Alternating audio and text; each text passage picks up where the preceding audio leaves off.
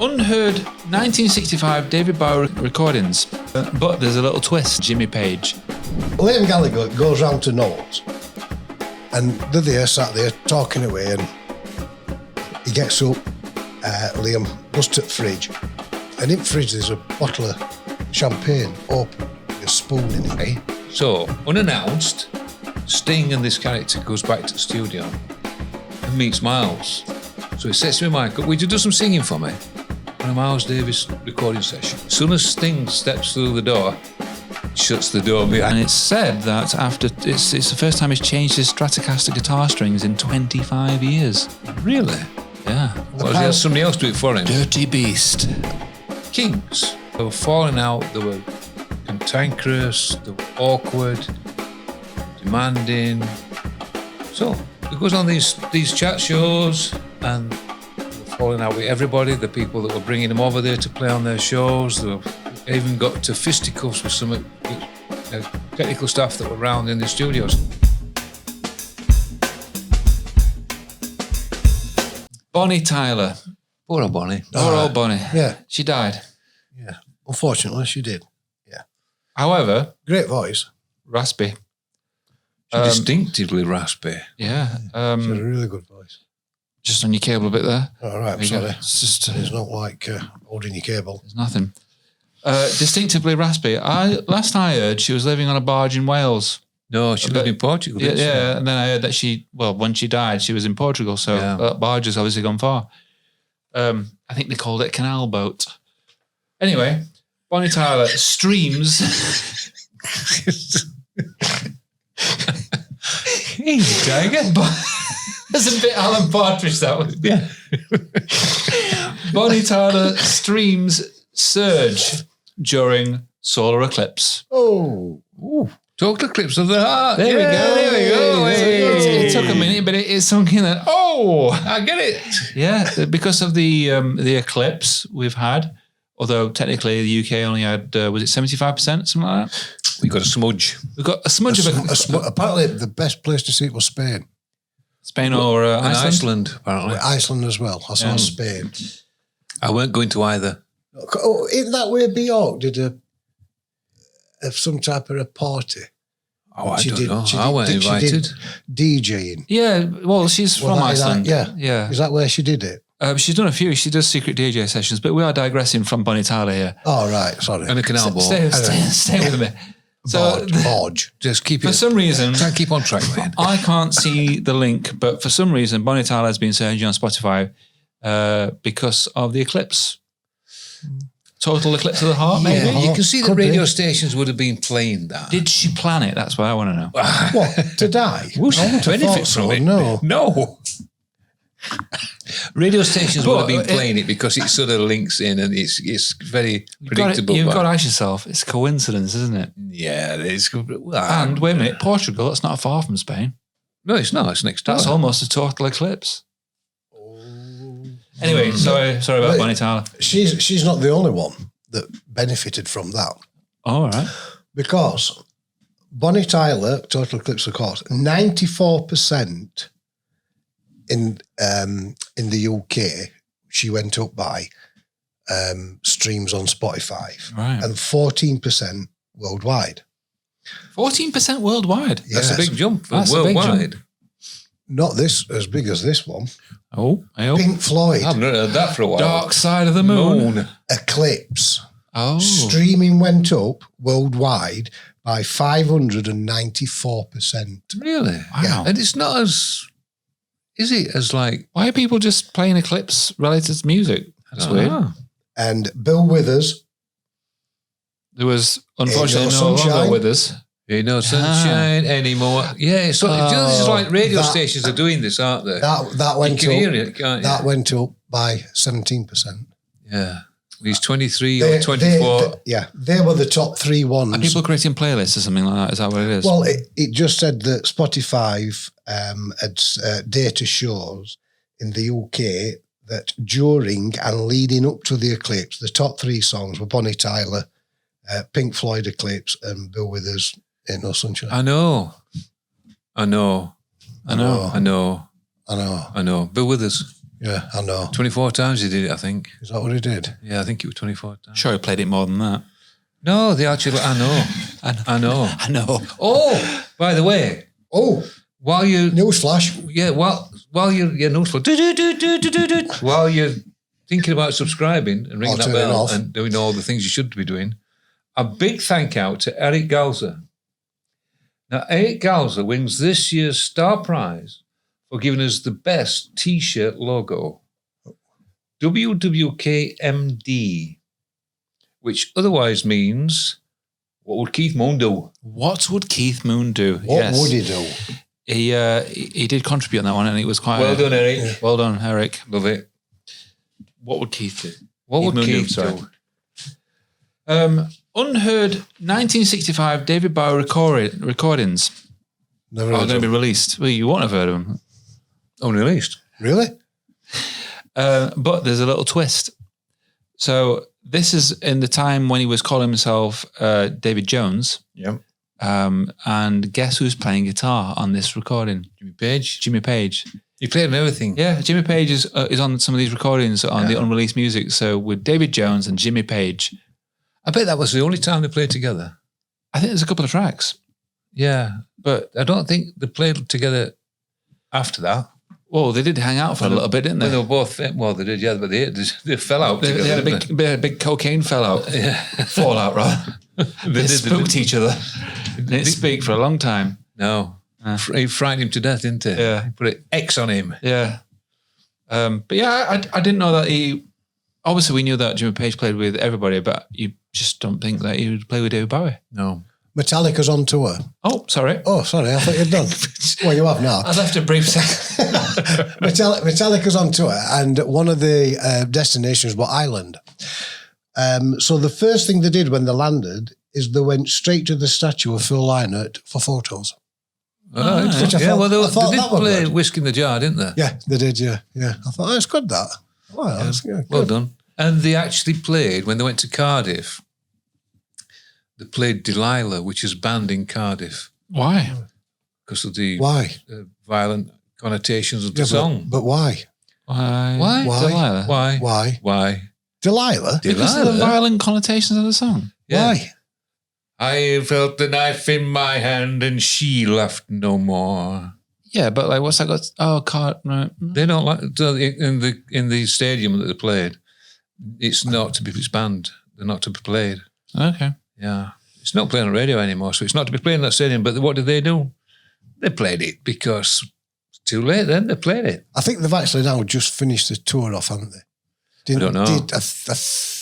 I think they finished it off in London. It's been going about 2 years, hasn't it? I think they started it something like end of 2022 or 2023 I know it's been a long tour. I didn't know it was that long. That's that's stupid, isn't it? Well, in fact, it might even be longer, actually.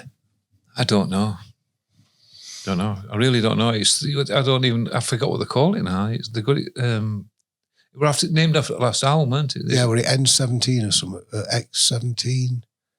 N77. The one before. A461. Is a bus number south of Luton. M1 North, I think it's called. M1 North, south of Luton. Yeah, that's it. So you can tell it's been warm in the UK and across Europe. Yeah.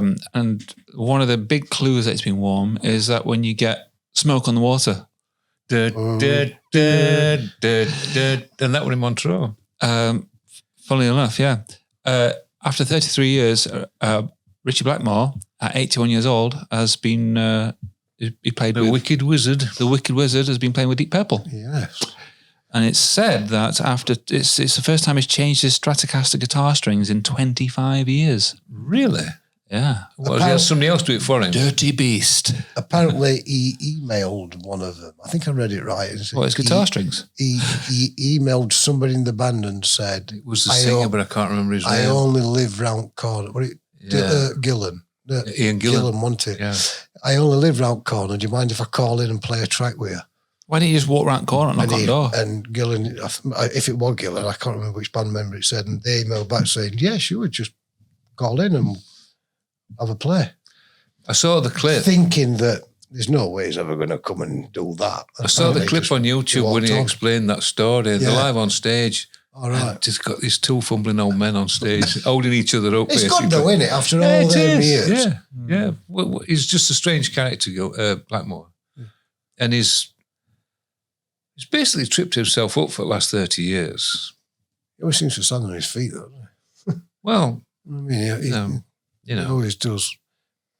He's had some good bands. Well, he's had some good Smoke strikes. on the Water keeps getting put on compilation albums. He's going to be credited by and get his money's worth. So he's happy. He's an happy bunny. Going back to our friend Keith Moon. Yeah, Mr. Mooney. Clapton once said he thought he had a real serious problem with his behaviour back in the day. No. Well, Clapton had a bit of an issue, did he? Yeah, with his drinking and his drugging and his wild days. Catnipping. He says, after filming Tommy with Keith Moon, he realised, I'm not that bad, actually. Yeah. And Alice Cooper was asked, who was the most legendary Hellraiser? And he says, well, it's definitely Keith Moon. Out of all the stories you've heard about me, Hendrix, Ozzy, and all the others, only 30% of it is true. About Keith Moon, everything is true, and you don't know the half of it. Would he be annoying? Oh, yeah, I think he was extremely annoying once he started on his rampage. Like, pack it in, Keith. He went for dinner. Have a Horlicks and settle down. And Rick Wakeman had experienced Keith before. He says, all right. He says, I promise to behave. So they went to this nice posh restaurant and they sat there and they had a nice meal. And he weren't drinking. And then he had a couple of quick drinks while, they're winding down. And then he just flipped. The next minute, he's on table. And he's leaping from his table to that table, to that table. And they're chasing him round room. Oh. The waiters and that are chasing him round room. And he wrecked the place. And then they had to just leg it out at room. And I don't think he went out for a meal with him again. Yeah. Joe Walsh said, the most terrifying experience of Joe Walsh's life, he said, was when Keith Moon decided, I like you. He had a bit of an Oliver Reed thing about him, didn't he? Like, quite well spoken, had a bit of it sounded educated, but mad as a box of frogs. He had that obsession with alcohol and other things, but Oliver Reed had an obsession with alcohol, but he just wanted to arm wrestle you. Yeah. He didn't want to try measure his penis up against you in the toilets. Yeah, he didn't. Not up against you, but how big was his penis? It's showing it. Apparently, it was always. He had it tattooed. I'll tell you, It was 6 always foot tall. telling. Hey, I'll tell you how big you are. Yeah, Stand against that wall. But he was like, he'd do headstands up bar and things like that. He was like a happy-go-lucky drunk. But Keith Moon was just too wild. Nobody could handle him. Nobody could.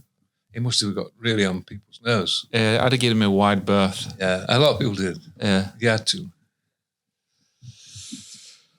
So while we're on holiday, I got told a story.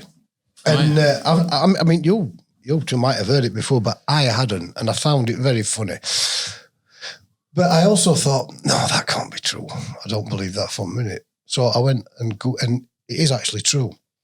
So Liam Gallagher. Oh, I've heard that one. Have you? Oh, we'll see then. You So Liam Gallagher goes round to Knowles, and they're there, sat there, talking away, and he gets up, Liam goes to the fridge, and in the fridge there's a bottle of champagne opened with a spoon in it. And he laughs to himself and he says, why have you got a spoon in a bottle of champagne? He says, keeps it fresh. He said, bullshit. He says, keeps it fresh. He says, well, if there's a spoon in there, it keeps it fresh, keeps the bubbles. He says, believe it or not, that champagne's been opened for the last 2 days. And he was like, wow. Oh, all right. Anyway, they carry on talking. He goes home. He says, and then Noel says, a week later, I goes round to Liam's. And we sat there talking away, and I says to him, do you want a drink? So he says, yeah. He says, Becky. He says, so puts kettle on, goes over, opens fridge, and there's a spoon in a bottle of milk. Keeps it fresh. Keeps it fresh.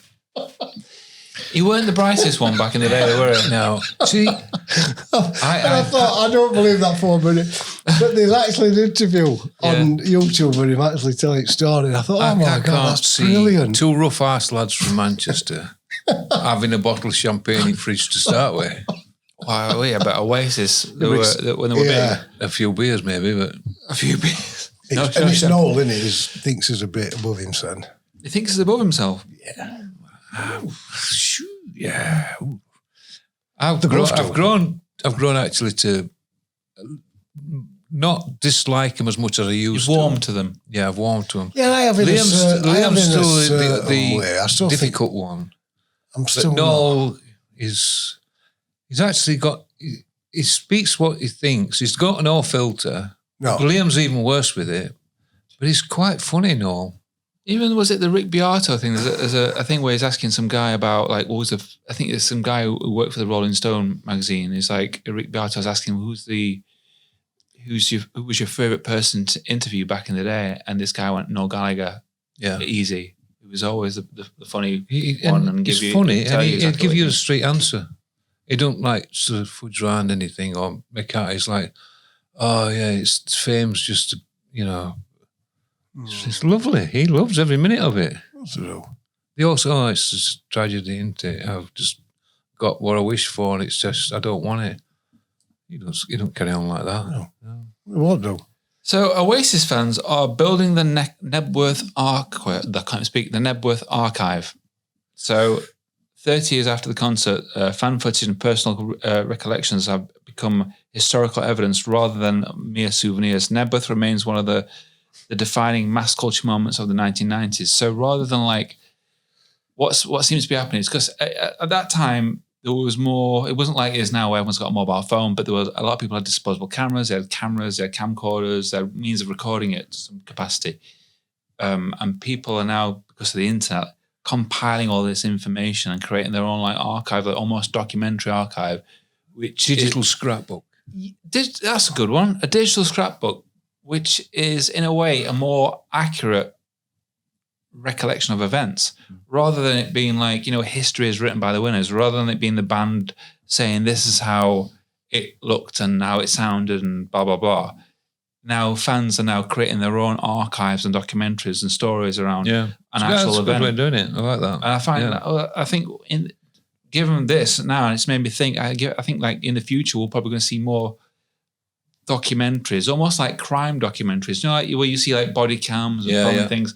You probably see more documentaries about events, not necessarily bad events, but good events like gigs, especially at festivals and things like that, where cameras have not yet been banned, but they're becoming more and more cast out from the venues. Yeah, and I think it's a good idea. But when you get like festivals, I'm surprised that there's people not wearing body cams now.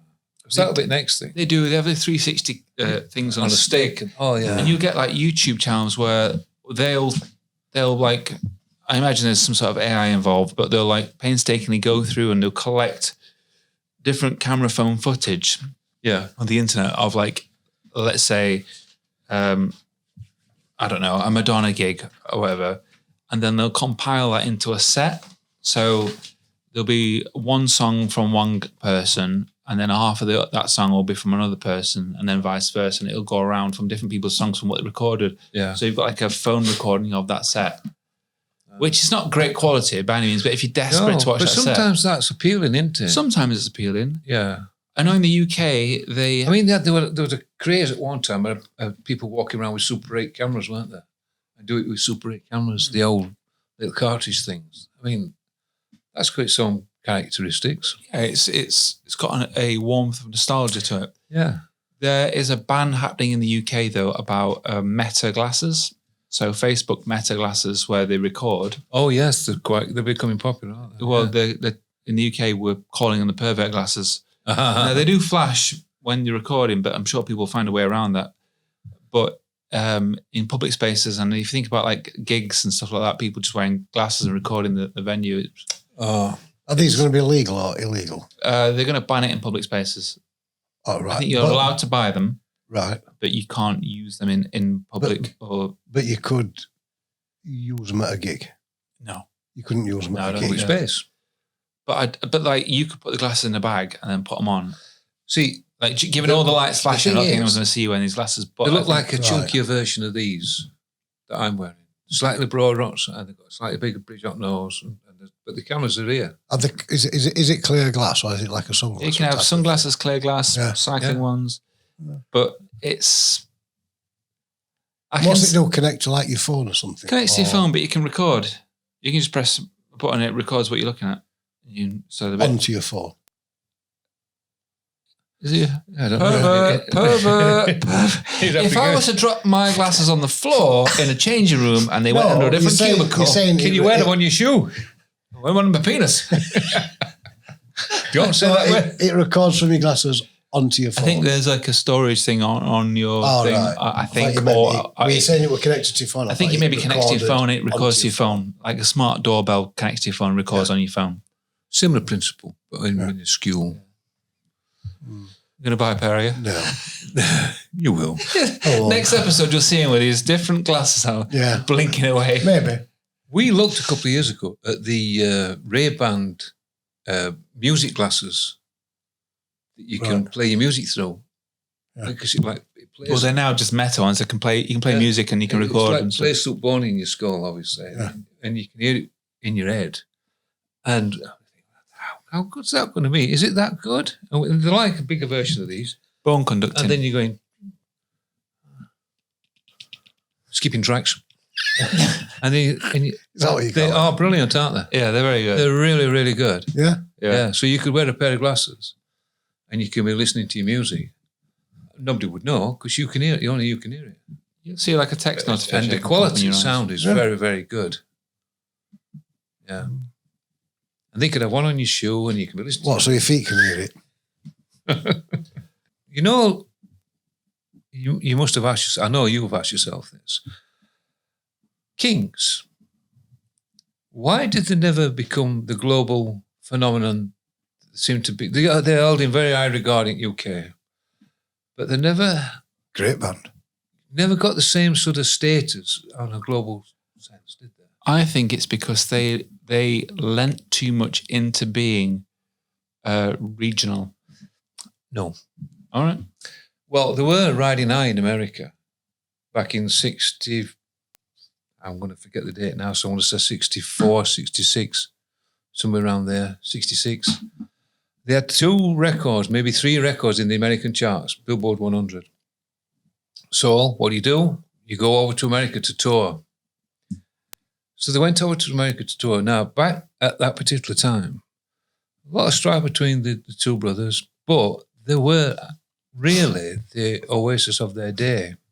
Or falling out, causing havoc. Yeah. They were falling out, they were cantankerous, they were awkward, they were demanding. So it goes on these chat shows and they were falling out with everybody, the people that were bringing them over there to play on their shows. They even got to fisticuffs with some technical staff that were around in the studios. So they just says, we've had enough of this. We're not putting any more of this behaviour. You're banned. So they're banned from American Airways, American TV shows. They were banned for 4 years. So what happens in 4 years in music business? What happens? If you're not on the scene, if you're not there, 4 years pass and you're not relevant anymore. No, you've gone. Missed the chance. Missed the boat. You missed the boat, completely missed it. And that's what happened to them. That's why they only became famous in the UK, or they got this reputation in the UK. Because they never toured very much in UK, because they got in America, because they got banned. So they missed their chance. That was it, done.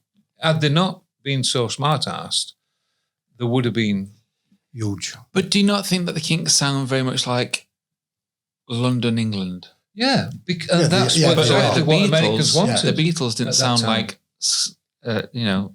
chicken and chips. Scouse. They didn't sound scousey, did they? They wanted everything that were UK, everything that were English, everything that were British. They wanted these bands over there. It was invasion, weren't it? Yeah, I suppose. And they had a problem because they were just they were in charts at the time. People were loving the music, and then they went over there and became arseholes, and they said, no, we don't want arseholes over here. Go back home. Do you know what the BBC's problem was with Lola? The Kinks by the Kinks. Yeah, we know the song. I'm going to say it was... Well, it's context. You think? Yeah. You think it's about the transvestite stuff? Yeah. Probably not. They probably didn't get it, actually, but... You're wrong. It was Coca-Cola. Oh, the Coca-Cola, right. So the line, she drank cherry cola. Yeah. So well, originally it was Coca-Cola, but the BBC, you're not allowed to advertise things. So if they couldn't play the song because it's deemed as advertising, so you can't say Coca-Cola, cherry cola. So they had to re-record it and change the line so it could get played on BBC airwaves. And arguably, it's probably better. More memorable, I would imagine. More memorable, and no doubt, like, cola would have been all over it if it had gone out as Coca-Cola and it had become like some sort of like juggernaut advert. Juggernaut. Good word. B-52s. That's my nickname in school. What, Juggernaut? Juggernaut, no, B-52. Juggernaut. B-52s. We're all familiar with B-52s? Rock Lobster. So they have bought an ice hockey team. Have they? In Athens called the Rock Lobsters. All right. And the logo is a lobster holding a ice hockey stick. They're playing at the moment in the lower divisions, but I think they've only just started this season or maybe last season, first season to it. So they're not like in the big major leagues yet, but they are apparently quite good and working their way up to it. So. Well, that links into something I've got, actually. That's quite interesting. So, Super Furry Animals. Yeah. They are sponsoring a lower league football shirt. Oh, right. Okay. Yeah. In Wales. Just, they're chucking it in there. Let me try and pronounce the band. Cumbran Celtic. Aye. Cumbran Celtic. Old chestnut. So it's a bit of a discussion about like, is this true indie authentic music where you're sponsoring like sort of like these scrappy upstarts? Well, that was the principle, weren't it? But they're still sticking to that sort of principle. They're keeping it. Right. I like it. Yeah, give the underdogs a good effort. A chance. Because then that team will then champion that band. Yeah. And those members will go and see them. Like the Super Furry Animals are never going to be like Coldplay. But they have their own shtick. Quite popular in the day, weren't they? They still are really popular. He has this thing where he rolls about on stage or on the crowd with a big inflatable ball. Yeah. They still tour. Still tour. Still Super and Furry. Are they? Animals, not so much. No, a bit too old for that. Bit too old, yeah. More like midgets. Don't know if you can say that. Not that there's nothing wrong with midgets. No. Well, we like them. Right. As long as we know where they are. Miles Davis. Well, not particularly Miles Davis, but one of his band members met up with Sting. Now, where he met up with him, I don't know. He might have been at local delicatessen. They might have been getting, a bit of cheddar or something. Oh, you're Sting, aren't you? Yeah, and you're. I'm not sure Miles was a cheddar guy. Well, he's his bandmate, you see. So his bandmate might have been. Oh, okay. But Sting is a bit of a jazz man, isn't he? He is a bit of a jazz man. Yeah. And he's probably said, "You're." Whoever this fellow was. Oh, I bet he thought he was a bit of Miles. Yeah, you're Miles's man, aren't you? Oh, right, yeah. Yeah, well, we're actually recording just around the corner. Would you like to come back to the studio? Shut your face. Oh, okay, see you. No. Away with you now, you soft lad. So, he says, would you like to come back to the studio? He says, would I? So, unannounced, Sting and this character goes back to the studio and meets Miles.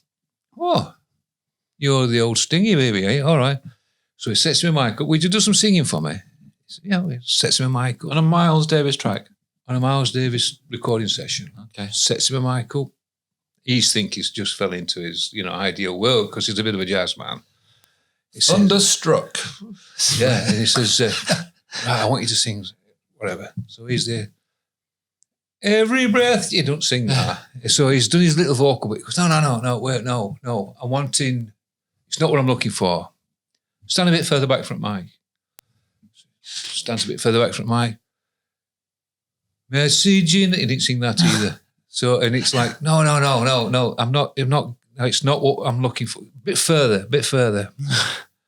So he sings a bit further back. I'm not going to repeat the joke, by the way. So it stands a bit further back. No, it's not. Tell you what, just a minute. He goes to this door. This door opens outside the studio, which opens onto alleyway outside the studio. He says, right, sing from alleyway. Oh, all right, okay. So Sting steps up the door. As soon as Sting steps through the door, he shuts the door behind him. He got rid of him. Yeah, how did he feel? Yeah. Unwanted. The thing is, Miles Davis was a spiky character. He was not a nice guy. Yeah, that's not a nice thing. No, to do. that's I mean, I not get nice, that he's not a fan. He don't want that, but He like, could have just said, it's not "Not working. today, Sting." Yeah, but that's he was a prickly fruit. He was, yeah. Very good, but difficult, and I think he lent into that.